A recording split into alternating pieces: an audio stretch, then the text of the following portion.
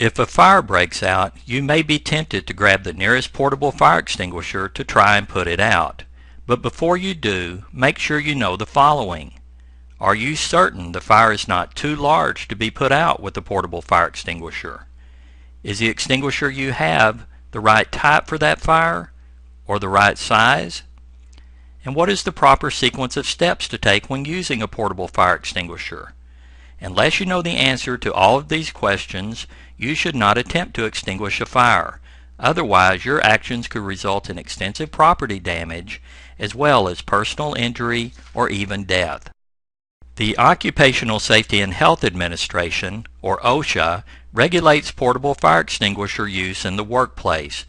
While fire extinguishers are addressed in many different sections of the OSHA regulations, the primary OSHA standards regarding fire extinguishers in construction are found in 1926.150, and the primary standards for general industry are found in 1910.157.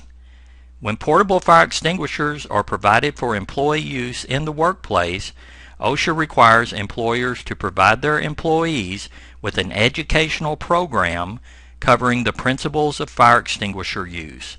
Employees must also be provided with information about the hazards associated with incipient or early stage firefighting. In addition, actual hands-on training in the use of fire extinguishers must be provided to those employees designated to use an extinguisher as part of their job, such as fire brigade members and fire watches.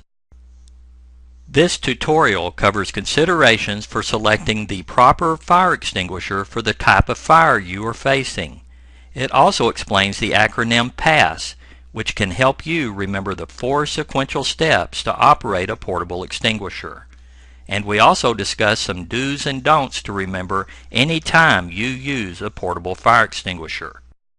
The first rule to remember is that portable fire extinguishers are not intended to be used for fighting large fires. They are intended only for use on what are known as incipient stage fires. Those are defined as a fire that is in its initial or beginning stage, can be handled safely with the portable extinguisher, and does not require the use of special personal protective equipment such as bunker gear or a respirator.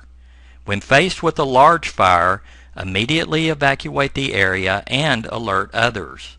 You should also evacuate the area any time you are not comfortable with using an extinguisher.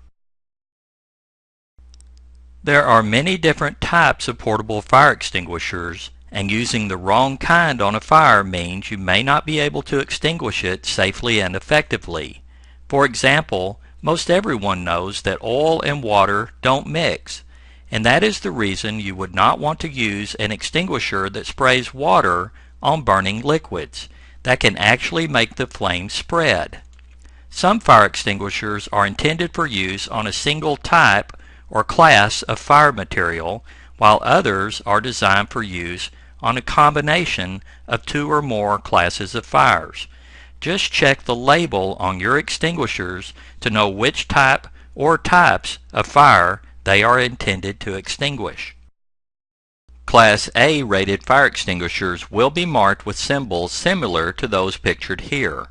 These extinguishers are suitable to use on ordinary combustible materials such as wood, paper or cardboard, dry vegetation, and some plastics. Basically, most anything that leaves an ash after it burns is a Class A fire material.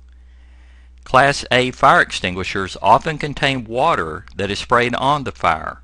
So again, as a reminder, do not use water to extinguish a flammable liquid fire, nor do you want to use water to extinguish an electrical fire for obvious reasons.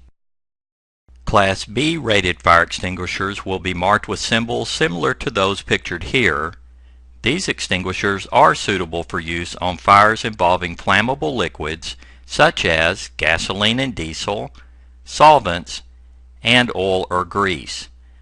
CO2 extinguishers, which contain gaseous carbon dioxide, displace oxygen so the fire cannot continue to burn.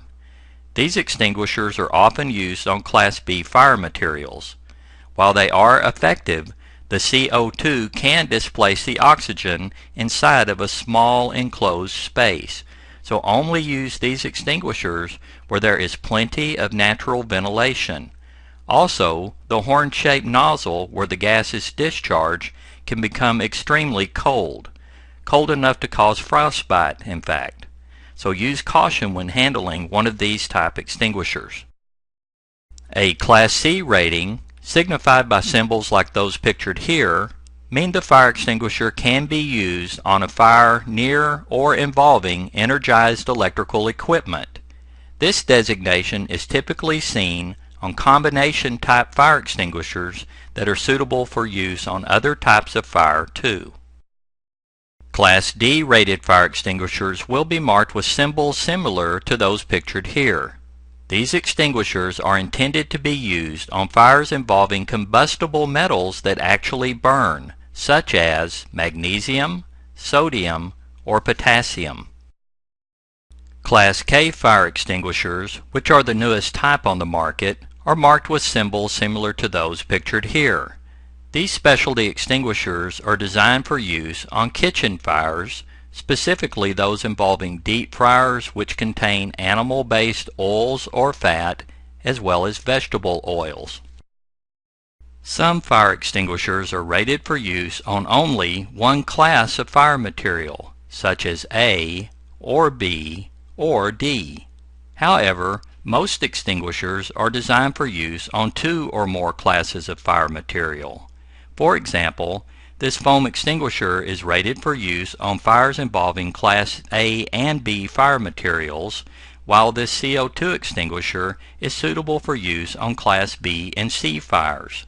But the most prevalent type extinguisher found in most workplaces are combination ABC extinguishers. These commonly contain a dry powder that smother out a fire much like you would with a blanket, and can be used to extinguish fires involving ordinary combustible materials, flammable liquids, and electrical equipment. So, check the labels of your portable fire extinguishers in your workplace so you will know what type or types of fire they are rated to extinguish. One more thing to consider when you use a portable fire extinguisher is its size. A relatively small portable fire extinguisher, like this dry chemical extinguisher designated as a 5ABC, will only last about 6 to 10 seconds before empty. A larger extinguisher, like a 20ABC, will last somewhere around 25 to 35 seconds before it is emptied. While that is certainly a longer time, most people are surprised at how fast even a large fire extinguisher can be completely emptied. There are 4 basic steps to use most portable fire extinguishers. However, people often panic when they see a fire and forget exactly what to do. To help you remember the 4 basic steps of fire extinguisher use, just remember PASS, or PASS. The P stands for pull the pin. Stand several feet back from the fire while holding the extinguisher in one hand, and then insert your finger into the round end of the retainer pin and firmly pull. And don't worry, the thin plastic band that holds the retainer pin in place on most extinguishers will break relatively easy. The second step is to aim the nozzle or discharge hose at the base of the fire. The idea is to apply the fire extinguishing media towards the material that is burning and not at the flames that may be leaping up high. Step 3 is to squeeze the handle to discharge the fire extinguisher. If you let go of the handle, the discharge will stop, and if you squeeze it again, it will resume. The fourth and final step is to sweep from side to side as you slowly approach the fire. This allows you to cover all of the burning material and not just that located at the center of the fire. In review, the 4 steps of the PASS method are: pull the pin out of the handle, aim at the base of the fire, squeeze the handle, and sweep from side to side. Here are some important things to keep in mind in case you are going to try and extinguish a fire. The first is to never get yourself in a position where you could be trapped should the fire spread. Always maintain a clear path away to the nearest exit or other safe area and evacuate immediately if the flames, heat, or smoke seem to be getting out of control. And once you have extinguished the fire, keep an eye out for flare-ups. Sometimes the fire continues to smolder beneath the burnt debris, and it is not uncommon for a fire to reignite several minutes later. Fire extinguishing media, such as water or foam, can collect on the floor around a fire and cause you to slip, as can ash or liquids from containers that might have burst during a fire. So don't run, just walk in a controlled manner so you don't slip and fall.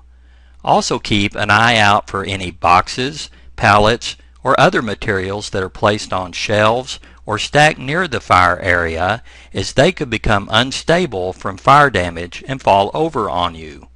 And always turn in any extinguisher that has had its pin pulled out of the handle to be checked. Even if you did not squeeze the handle, you may have broken the internal seal that maintains the pressure inside of the extinguisher. So play it safe and get it checked out. So in review, take some time to familiarize yourself with the types and sizes of portable fire extinguishers around your workplace, as well as any you may have at home or in your vehicles. And if you do discover a fire and are going to try to extinguish it, notify someone else about the fire, and then remember PASS: pull, aim, squeeze, and sweep. These are the 4 basic steps to use a portable fire extinguisher. Also, keep in mind the importance of maintaining awareness of your surroundings so you don't become trapped or injured while attempting to extinguish a fire. Finally, never attempt to use a fire extinguisher if you are not comfortable doing so. Instead, you should evacuate immediately and go to a safe area in accordance with your organization's emergency action plan. If you have any questions at all about the use of a portable fire extinguisher, please talk to your safety representative or supervisor at work. You can also contact the safety professionals at OSHA Training Services.